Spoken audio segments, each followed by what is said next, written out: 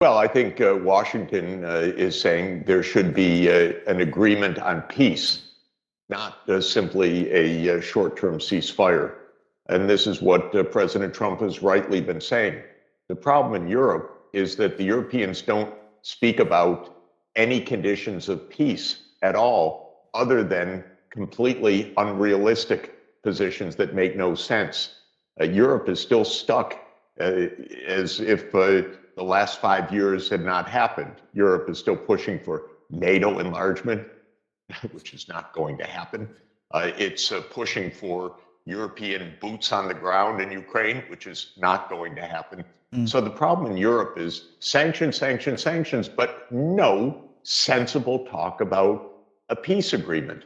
President Trump, on the other hand, has put on the table conditions for peace, including Ukrainian neutrality, which is obviously the way to get to peace in Ukraine. And it's time for Europe to stop, I don't know, the 97th zillionth round of sanctions and get on with what are the conditions for actually having peace. And that starts with neutrality. Professor Sachs, I want to jump in there because, yes, Europe has agreed to a 17th round of sanctions today, and they say an 18th round of sanctions is in the work. These sanctions haven't really halted changed Russia's thinking or halted its offensive on the ground in Ukraine. Ukraine now acknowledges that this conflict will be settled on the negotiating table. It didn't think so maybe a year ago. That seems to have changed. There is a shift in thinking from the Ukrainian perspective, but when it comes to Russia's red lines, those don't seem to change.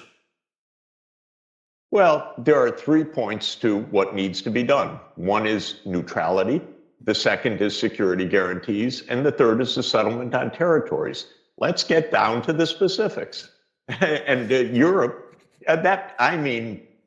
Macron and Merz and Starmer and Tusk, all they do is they meet with Zelensky every day, but they don't talk about the terms of the settlements on the questions of neutrality, security, and territory.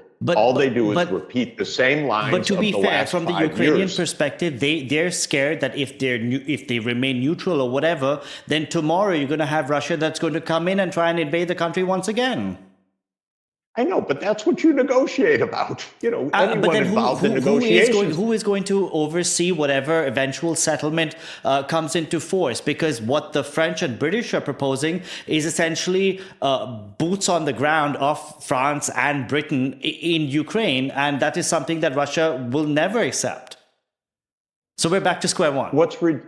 What's ridiculous about the French and the British position is that they don't go to meet and speak with the Russians about these issues. These are issues of real concern, but all they do is shout at the sidelines. But Donald Trump has spoken to the Russians. But Donald Trump has spoken to the Russians, and we still don't know what is palatable for them. Donald Trump has spoken with the Russians and done a good job of saying, let's get down to negotiations. The Europeans have not said that yet. This is the big mistake of Europe.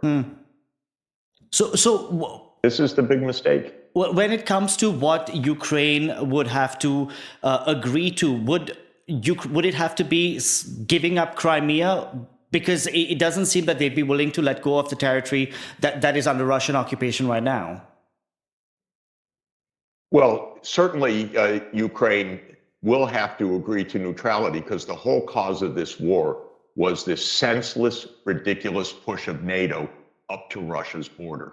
This is obvious and clear, and everybody involved in this for the last 15 years privately knows this, but the European leaders won't say it publicly. So this is the first thing. They will have to agree to neutrality. The idea of NATO enlargement never should have been put on the table. It was a cause of war from the start. But given second, I was just saying, given that Donald Trump has effectively ruled out Ukraine joining NATO, I mean, it doesn't seem like it's going to happen, even though there are some European leaders who continue to suggest that it could one day. I agree. And as long as they continue to suggest that it could one day, it holds back peace. Let's get to a real agreement. One European leader said to me privately, oh, it's not going to happen. I said, well, why don't you tell your own people that? He said, that's an interesting thought. The truth is that a lot is said in private that is not said in public. The European leaders need to stop the warmongering, the 17th, the 18th round of sanctions, and talk about how to make peace. What are their concerns? Yes, it's a good question. If we make peace, how do you know the war won't start again? That's something you negotiate at the peace table. You don't just shout on the sidelines that you have doubts. You get down to negotiations. Diplomats have done this for millennia, but the Europeans won't even engage in diplomacy right now. They meet with Zelensky 100 times and Putin not at all. So do you think that the fact that the Europeans have had this posturing is why they have not been included at whatever settlement between Russia and Ukraine? Is that why? Because the US has been successful up until now. Of course. And by the way, the Europeans don't need the United States to talk to Russia. They need to pick up the phone or use my Zoom account or buy a plane ticket or invite President Putin to meet someplace. It's the Europeans that have rejected direct discussions with Putin for years. The Europeans, they don't need American permission for that. They just need to have diplomacy. They forgot diplomacy many years ago. And they need to get back to diplomacy. Professor Sachs, final question, because just last week we had the US President Donald Trump, who was in the Middle East, and he said this war is not going to end until he meets with Vladimir Putin. Then he had this phone call yesterday and suggested, no, it's not up to me, it's up to them to figure it out.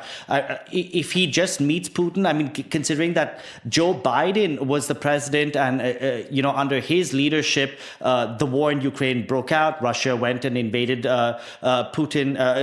invaded Ukraine in 2022.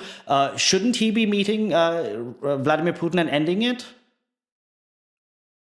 Yeah, the war broke out under Biden, and Biden missed every chance to end the war. He, in fact, talked the Ukrainians out of agreeing in the Istanbul process to an agreement which was almost negotiated. We need diplomacy now. The Europeans don't have to wait on the United States to engage directly with the Russians. The United States should continue to engage directly with the Russians. But I'll say one thing. The U.S. military aid for Ukraine is basically at an end. And that's the real fact. For Ukraine to survive right now, to stop losing so many lives, to stop having its territorial destruction, we need a peace agreement. We should be hurrying to get that accomplished. And Europe should stop endless sanctions and engage in actual diplomacy. Very short answer. Do you think that your U.S. military aid to Ukraine is going to wind up? Oh, absolutely. Okay. It's basically coming to a trickle because what was voted under Biden is finishing up, and Trump's not going to go back and ask for more.